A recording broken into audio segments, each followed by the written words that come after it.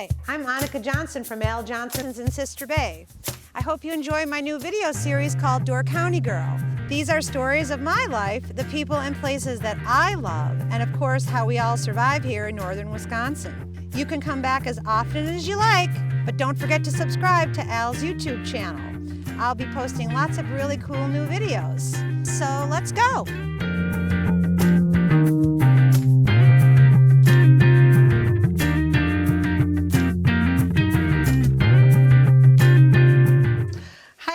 Welcome to another episode of Door County Girl. Today I rode the ferry over to Washington Island. It's been pretty rough weather today, but it's awesome. And I'm with Hoyt Purinton, and he is in charge of all this operation with the ferry boats over here. So I'm going to learn all about the ferry line and winter in Door County with the Washington Island Ferry. So I'm going to let you take it away. You got to give us a little history about your family, what you do here as a business, and then talk about winters. All right. So we'll give you all the information you ever wanted and more about Washington I love it. Island. Yeah, Good. I All do. right. Well, first of all, welcome. We're in Washington Island. You're in, out the window is Detroit Harbor. It's our main dock on Washington Island, and has been for the Washington Island Ferry Line since my family became involved in 1940. We bought the existing Washington Island Ferry Line in April of 1940. My grandfather and great-grandfather got into the business. Prior to that, they were wholesaled fish commercially, and then also hauled some freight. And back 80 some years ago, people didn't move around as much as they used to, but occasionally hauled passengers. But in hauling and moving fish, certain prices and certain fish were more readily available in the winter months. So their operations prior to this included, in as much as they could, year-round operations. So they were moving on a daily basis. So anyway, they were looking at building or getting a bigger boat. The ferry line became available at that time, and here we are today. So the business that they purchased had two wood ferries built. And in 1940, it was just on the kind of the lead up to World War II. They had plans to build a new steel vessel that was curtailed because of the availability of steel for domestic use that had to be reserved for war use. But so the first and actually only ferry to be built. Whose idea was that to go to steel? Like you guys just one day said we got to get a steel boat? I wasn't around then, but clearly, if you've ever owned a wood boat, or if you put a piece of wood outside, and particularly in our environment where you get rotty, warm, humid summers, and then cold and dry things, you realize why very quickly, if you've owned a wood boat, why steel and fiberglass were invented. They're labors of love. Yeah. That and as far as strength as well too. It's really amazing. Some of the early Coast Guard boats on Plum Island were wood, and they were considered icebreakers. Did a significant amount of icebreaking work. Yes, very thick planking and things like that too. But there's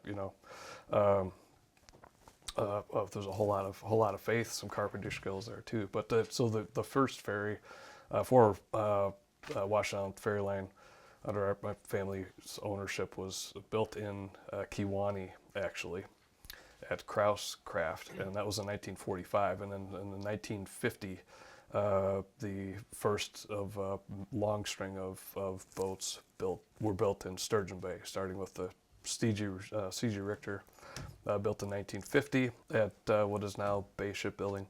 1960, the Voyageur, that was the first ferry that did not have a model or enclosed bow, because it's what they call the flat top or an open deck that allowed semis and larger high overhead clearance vehicles to get to the island. So I'm going to just jump in. Who Yes. designs these boats? Do you have to hire someone that just strictly makes these boats from Palmer Johnson, or did you guys already have something in mind that you wanted? Yeah, so there's you kind of have a culmination of many things. One is what's specific to your route. So what depth of water you're running in, what what are the daily loads or needs that you have. Somewhere in there, the freeboard or the deck level might be defined by something as simple as what height the dock was built to 100 years ago. Right. Or those things that have become somewhat standard over time. The route and the need of the community or customers dictate Right, because that you style. living out here on Yeah. Washington Island, I mean, wasn't always a tourist destination. No. So basically, you had to get supplies back and forth, and it wasn't really geared for, oh, we got to get about 40 cars on a boat or whatever to come over and just tour Washington Island. Yes, or what those ferries generally evolved based on the needs of the community. As the community grew, those ferries, one simple thing is the air draft or vertical clearance that vehicles, that determined how big of a vehicle could pass through or Sure. underneath or roll on one side, and come out the next when you get to the other side. So you have, as owner operator, you have a general idea or something that you start with one kind of boat, and kind of several boats are kind of they're all one-offs, but you want to build a better mousetrap. So there's things that you Yeah. really want to change, or we built this boat to 14-foot overhead clearance, and doggone it, we So had you guys put a little feed into it, and then they help you out. very by much so. design. Yes, yeah. Yeah. So it needs to be able to do this, and this, and needs to be able to match up with docks Sure. that do this. It needs to be carry X amount of weight at certain times. Also needs to be able to, with certain boats, it needs to be able to break ice. Needs to be able to fit at certain kinds of docks and do all that thing, and then you take that to a marine architect, which all of our boats were designed in Door County, starting with Walter Hartle, who's no longer around, Tim Grawl, both he was a designer for Peterson Builders, and then independently, and then now with Mark Pudlow, Nate Smith at Seacraft. Designed the Madonna and do a lot of our. Yeah, we just took the Madonna over Yes. it, and I felt it was smooth and it was fast. So they move, what that concept might be, and put it all together, make sure the engineering works, and then there are a whole lot of federal laws, regulations, in which we haul the most important cargo there is, and that's people.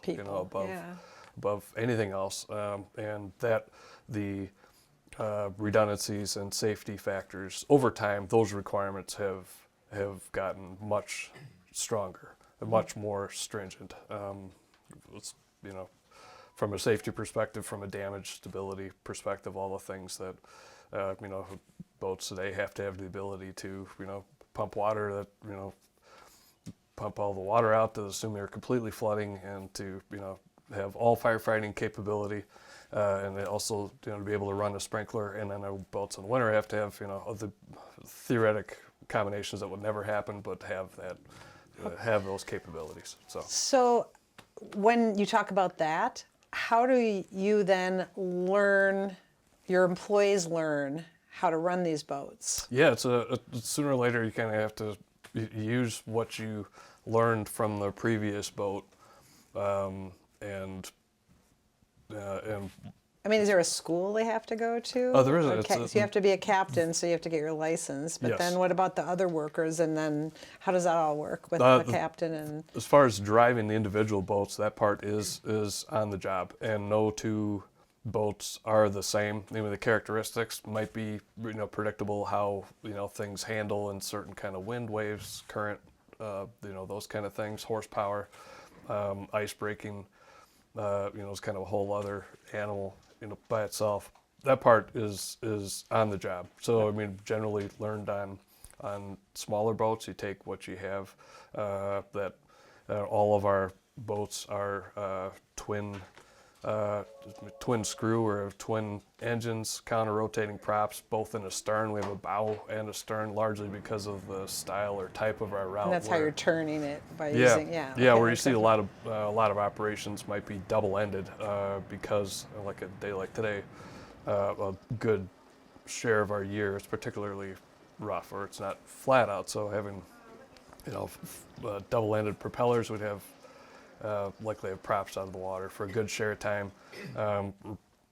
Generally, we're in fairly deep water, and we're in a knock on wood, we're in a little bit higher water cycle here, and we've done years and years of successive dredging to get sufficient depths that we need. But I'd say I'm kind of talking in a circle here, but I don't know, we're back to kind of general boat style and design.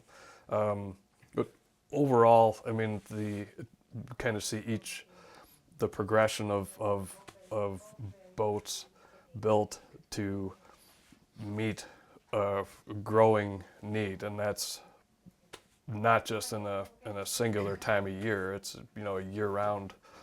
Right.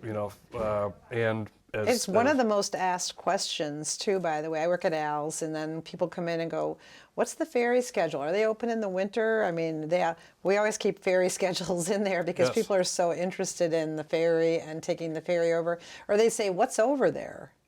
I'm like, you got to go see. You have to just take the ferry and go look. I can't say what's over there. It's a surprise. Yes, yeah, and it takes that. I mean, like really to get to Door County, it's depending on where you're coming from, it takes a little bit to get there. You could certainly maybe even say that about Northern Door. It's kind of like that next Yeah. step, and then to get to Washington Island, it's that maybe next leap of faith. Despite getting all the information that you possibly can out there in many different forms and media, there's still that bit of unknown. And then obviously beyond Washington Island, you have Rock Island State Park, that kind of thing too. But yes, we go every single Yeah, so I day of didn't the year. know that you would take ferry. I mean, I remember I haven't been to Rock Island in a really long time, but I remember taking a little small boat over there, but you only take passengers over there because there's no roads on Washington Island and you can't bring your car, right? No cars. I mean, on Rock Island. Rock Island, Rock Island, yes, yes. sorry, Rock Island. No cars. It is. Technically, it's open every day of the year. And you've until always run that ferry as well? We have not. That was something that we got into a little over 10 years ago. The Okay, because previous I remember it being owner-operator- pretty small when I went, and I don't remember who owned it, but it was just a small boat. We would Yes, just go over yeah, for the day. You could yeah. hike around it in the day and come back at the Yeah, end of the day. Or you can camp. As two operators, we were very, worked closely together, with weather situations or to help Oh, folks, yeah. help folks with logistics. So someone's running late and they need to, get off of Rock Island and back to the mainland, or back to the mainland and catch the last boat to Rock Island. There was a lot of familiarity. So there. whether you going across Death's Door, so everybody knows it's Port de Mort, a lot of ships go down here. With your boats, there are days when you guys cannot go, right? Rock Island, I know for sure, because I've gotten stranded there when we were younger, and Al blew a gasket because we were all his hostesses, and we all were supposed to be to work, and we're all happy because we're camping on Rock Island. But anyhow, I know that people have to remember that weather is a big factor, especially in the fall. Very much so. I mean, statistically, it's. I would call it irrelevant because every trip and every day is important, But we run somewhere, I believe it's over 6,000 round trips per year. Gosh, that's I'm a gonna lot. knock on wood here. We may have missed a trip earlier this past March, but in 2023, I'm not aware of missing any scheduled trips. Last year, 2022, I believe it was, just luck of the draw, we happened to have a weather event that was in mid-October that was kind of like that first really strong north Big wind. punch. Yeah, there's more and more recently we've had some falls in particular where there's been a really big fight between the high pressure, low pressure, or warm fronts and cold fronts where they've happened in the past. But we had several years in a row where you had 40 to 50 plus miles an hour out of the south or north, and then just on a dime would flip to almost an equal strength from the opposite direction. 24 hours one way, 24 hours the next, and so we work in those margins. But obviously, it's the time of year. The island is more occupied. There's leaves on the trees. There's much happening. Statistically, we don't miss a whole lot of trips. Our year in, year out. This time of year is one of the more challenging weather-wise, and then the time leading up to ice up, or when the bay might ice up. Those are we can go for long stretches where we have open water, but freezing conditions, like a day like today. It's in the 20s. We have open water. The water is relatively warm. No. You know what? Northport Pier today was 23 degrees, and WDOR radio in Sturgeon Bay said it's the hot spot in Door County. Well, fantastic. So it was a heat wave. the place to be. So it conditions are dynamic, and that's even more true in the winter. I mean, we might be in the same track in the ice.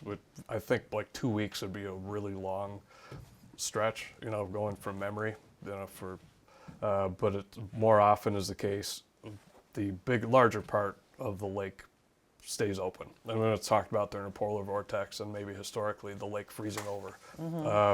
That might be true as far as a skim, going out a ways. We get a lot of pack ice, and it's a good thing when the upper bay, or from the tip of the Door Peninsula to Little Bay de Noc to Washington Island to Cedar River, which would be the east shore of the UP, when that freezes up fairly solidly, that actually provides us somewhat of a wind, kind of a floating break wall. Ice will lock in more or less eventually, and January is one of the windier months on paper. A lot of west and northwest wind, 20 something miles an hour consistently day after day.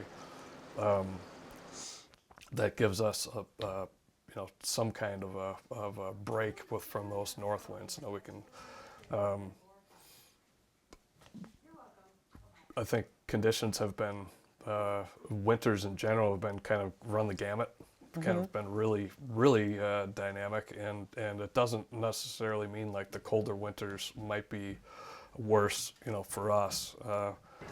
2014, 2015, we had our longest winter operating season, or ice breaking season. It doesn't, I wouldn't say it doesn't mean as much, but it's not, there isn't prior to the Arnie J. Richter coming on in 2003, it was more of a pronounced issue, because we went from a CG Richter with capacity of maybe 9 vehicles to running a bigger boat. It was more of an event. But during that colder winter, we started somewhere in that second week of December, 9th or 10th, seems to ring a bell, as far as truly breaking ice over a good share of our route, and that continued on until May 1st of the next. Kind of cool to watch you guys break ice, though. Yeah, to get up there and look at that from above. You get the right day, the right conditions, things freeze over, perfectly. But it's some months, some years, every day is a completely different deck of cards. Yeah. Okay, well, I'm going to ask you a couple questions about winter. Okay, first of all, how old were you when you first learned how to drive a ferry? Rode along with my grandfather, with my father. So, you kind of get a chance to steer in the open. Maybe a little bit, in the early teens, docking a boat, that kind of thing. From a license or a Coast Guard perspective, that's actually kind of a backwards relationship than a driver's license. You have the ability to go and write for your captain's license by observing, having time on a certain sized vessel, but it doesn't necessarily mean like you are you're not the one in charge. Okay. And then, you get to that point, you write for a license, and then really the learning begins and the responsibility begins. So it's kind of sure. Within this company, you're working with others.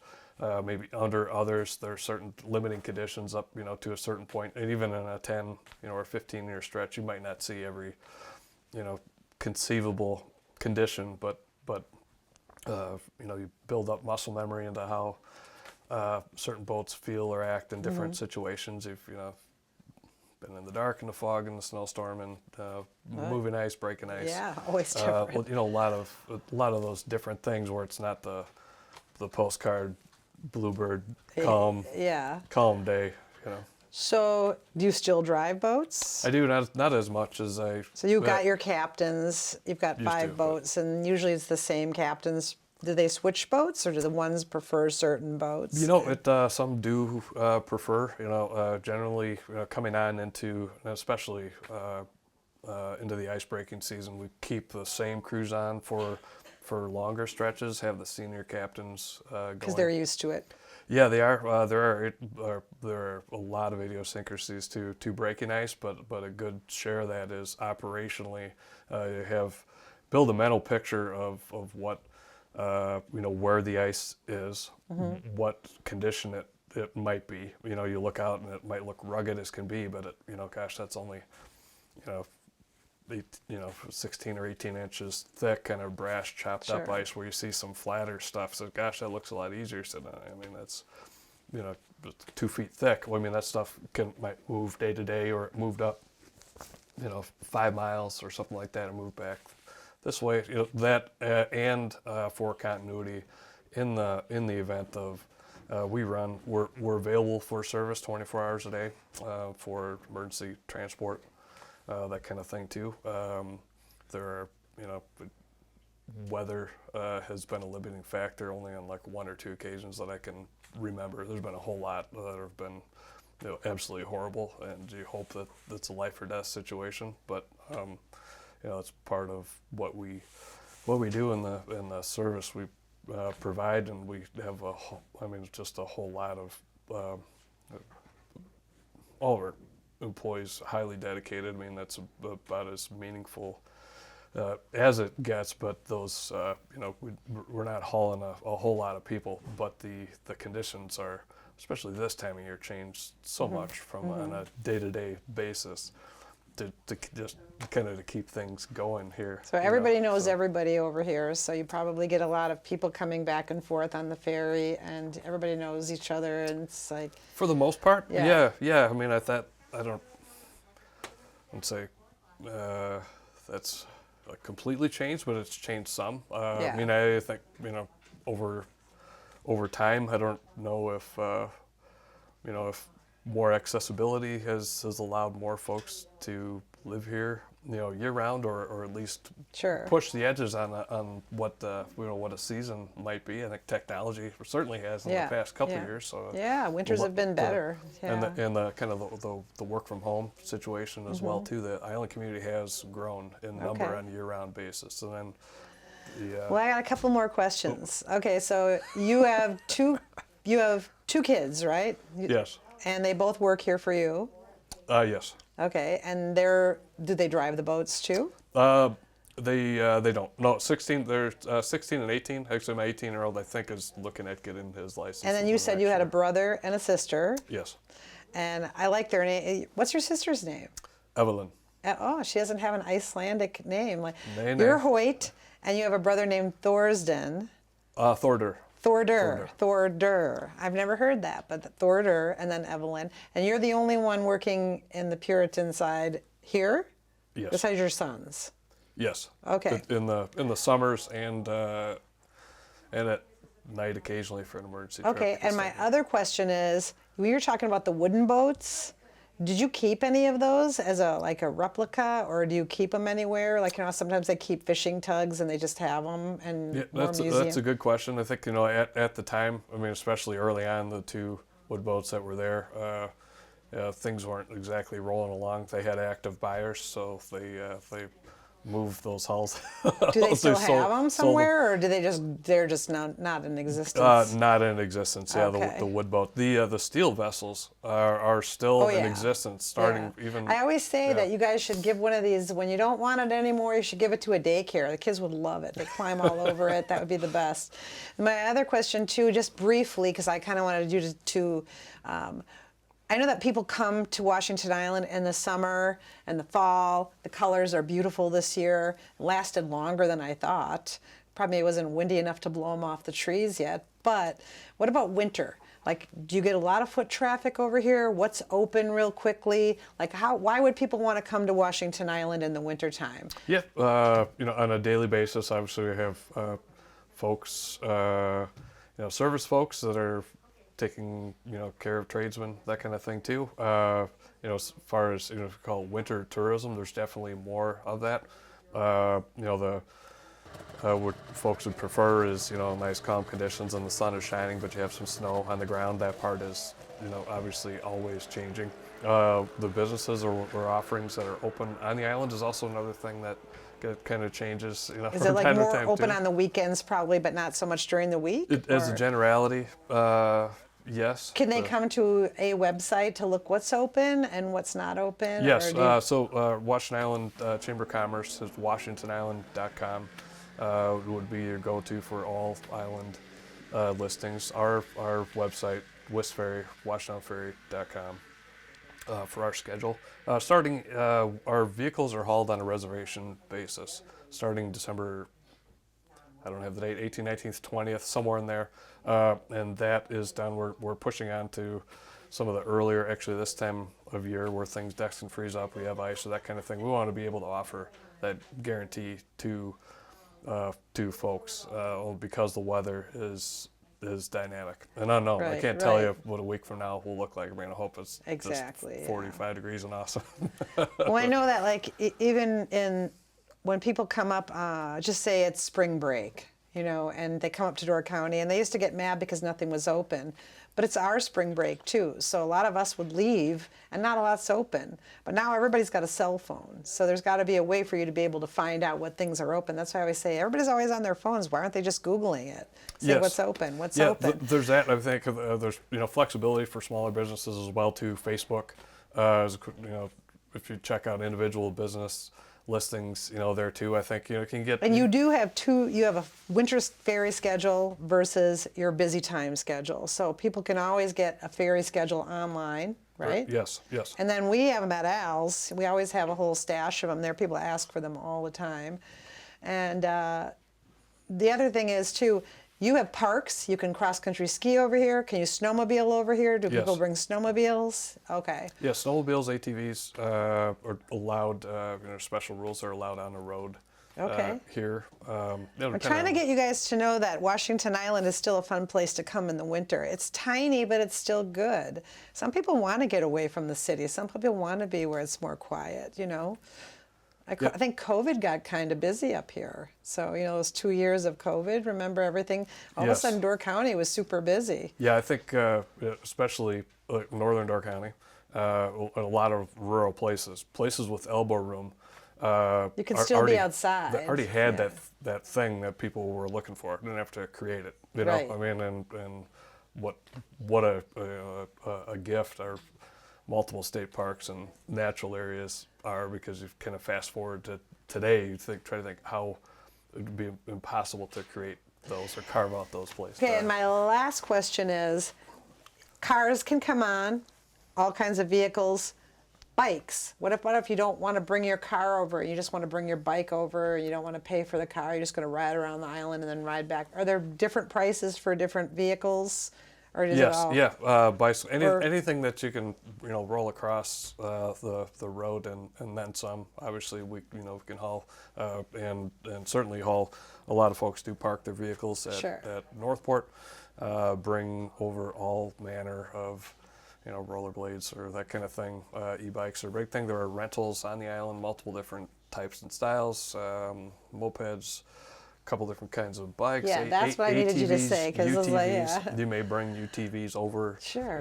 to the island. The golf carts, I'm not so sure, but there are more options than just to bring your own car. The island is more spread out than it looks. You look at a Yes. map and say, "Gosh, it's an island. How big can it possibly It's be?" We have pretty big. There's over 100 miles of roads. Yeah. From corner to corner. Just call it 6 miles one way and 6 the next. Unless you certainly feel free to hike. I think that there are some folks that might not do that last piece of homework or kind of get surprised on how spread out things are, and our town, our central. Yeah, you can't walk downtown all the way district. around the island. You can't just come over, walk around, and go back like you can on like Mackinac Island or whatever. Mackinac Island. No, Yeah, it's a big island. I don't know the square mileage. You of can walk Mackinac. around. I mean, you can ride a bike around Mackinac in a good 30 minutes, no problem. But yeah, not here. Yeah. So many different parks, obviously different businesses that are open as well too. But it's we're a unique community. Yeah, there's a lot of It's history still- here. Yeah. It's been here. Door County was started here. Actually, not here, but Rock Island. Yeah. Back in the day. Yeah. And we can't have our own, like many towns in the county have our own, there's their own uniqueness, maybe idiosyncrasies, that kind of thing as well too. Things that we enjoy, and maybe you like it, and maybe you don't. But Yeah, well, you guys should know that when you come to Washington Island, I remember just driving around. Didn't matter who you are, everybody waves. yes, It's the finger. It's like, I'm not sure it's a town ordinance, but it should be. yeah. Yes. Everybody has to wave when you come to Washington Island to each other. That's just how it is. Yeah. Please. Yeah. Yes. Well, Hoyt, I have a million other questions, but Bill's trying to wrap it up. But I just want everyone to know that Washington Island Ferry is a year-round business, and you should come experience winter over here. People who like to be a little more quiet, it's a good spot to be. All the Little Door County towns are quiet in the winter. Some things are open, some aren't, but you guys should be able to make your own fun, right? Absolutely. Boring people get bored. Thank you. Thank you. Thanks I'm for so coming. glad I got to talk to you. I never get to come over. I love the ferry. Anyway, don't forget to like and subscribe at the bottom of the screen, and you can join us for another episode of Door County Girl. Probably not as interesting as Hoyt, because I just have so many questions, but that might have to be another episode in the summer. Okay, see you next time, everyone. Bye. Thanks for watching Door County Girl. Don't forget to subscribe, and we will see you next time.